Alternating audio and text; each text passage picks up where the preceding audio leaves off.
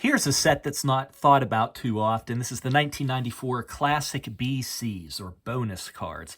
And yes, I know Classic embodies the junk wax era, but give me a second to make the argument that there's still fun to be had here in 1994 Classic, and also to make you appreciate Yinka Dare cards.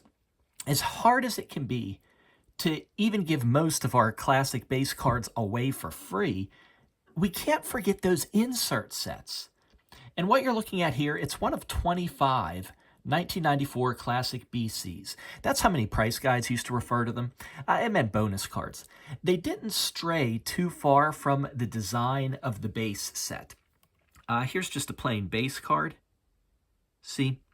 Very, very similar there. They have this attractive design. It featured the player in just a normal texture over the background, which was metallic. Let me show you how the light hits it here. And you see when the shadows come, it doesn't affect the featured player, but it does a lot of interesting things in that background. Really neat design. You could open all the boxes of jumbo packs that you wanted, but that's not where these cards were. They were inserted into the smaller, cheaper packs. Classic called them periodical packs. The cards weren't particularly rare. You got one in every pack. But here's where the fun comes in. There is a no-number Jason Kidd card. And it's a no number because it's actually serial numbered. That one was very limited. Serial numbered out of 5,400.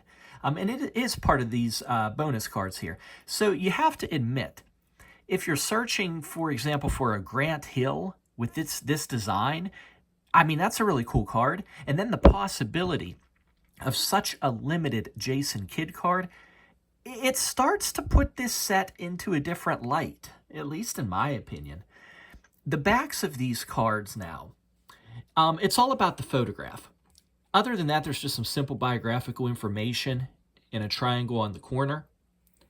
But you have to admit, this is a great photo of the 7'1" Yinka Dare. And let's talk about him a second.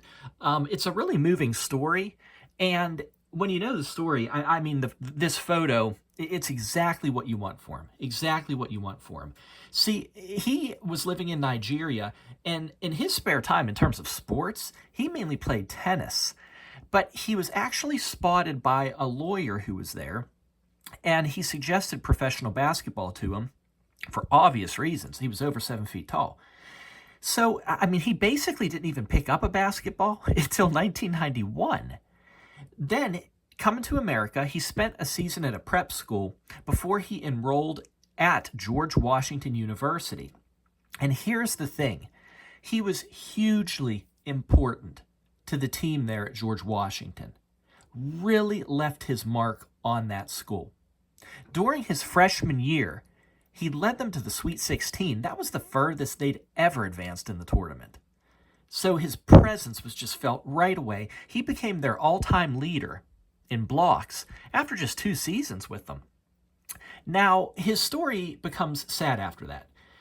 I mean, he played in the NBA for a few minutes. He tore his ACL. And then even after returning, he just couldn't achieve the level that was needed to leave his mark statistically on the NBA. Then he left us too soon, at only the age of 32. It was a heart condition. But look, when you hear how others remembered him, it's just very moving. His coach at George Washington just spoke so highly of him. He said he never heard him say a bad word about anyone, and he was as kind and respectful as anyone he's ever been in contact with in his life. And the pro players who knew him, they had equally kind words. So I know the statistics might not suggest it in terms of his pro stats, but he clearly left his mark on the community there at George Washington and all of the pros that he came into contact with. So there's just something about that story that, for me, I've always appreciated cards of him, even though the price guides call them commons. I like them. I like Yinka Dare cards. Hey, please subscribe and collect with us.